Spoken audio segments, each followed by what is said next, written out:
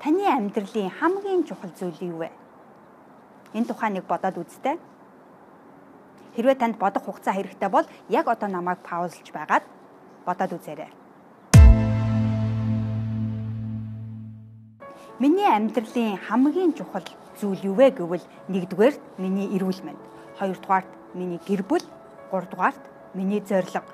Тиймээс энэ гурван зүйлийнхээ төлөө би өдөр болгон заавал ямар нэгэн юм хийдэг.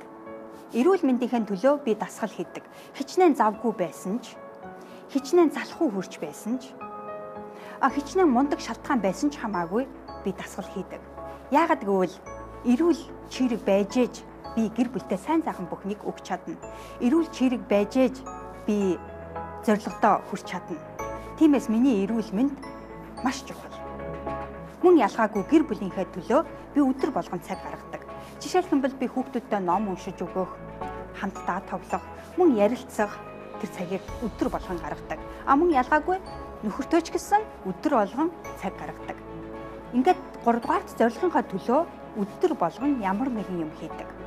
Зорилго гэснээс ихэнх хүмүүс шинэ жилийн зорилго тавьдаг, тийм ээ? Та ч гэсэн шинэ жилийн зорилго тавьсан байх гэж би бодож байна. Гэвч нийт зорилго тавьсан хүний 88% нь зорилгодоо хүрч чаддаггүй. Хэрвээ та энэ 88% багтаж байгаа бол миний ярихыг анхааралтай сонсоорой. Тавьсан зорилгоудаас онц хэрэгтэй гэж үзсэн нэгэн зорилгыг аваад бусдыг нь орхи.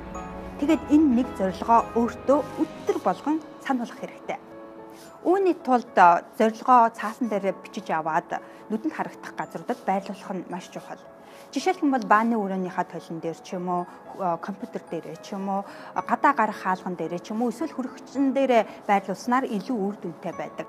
Тэгээд энэ зорилгынхоо дагуу ямар нэгэн үйлдэлийг өдөр болгон хийх хэрэгтэй.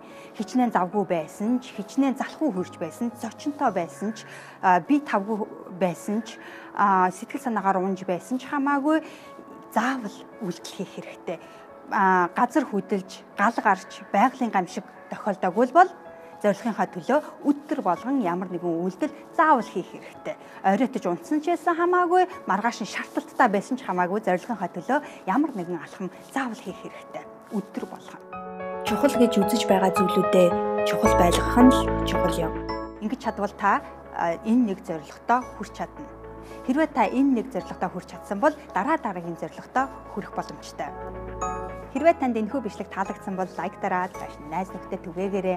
Мөн иймэрхүү бичлэгүүдийг цаг тухайн үед нь имэйл хаягаараа 7 хоног болгон хүлээж авах хүсэлтэй бол ukatömür.com руу ороод миний захин мэдээлэл бүртгүүлээрэй. Мөн миний YouTube сувагт бүртгүүлээрэй.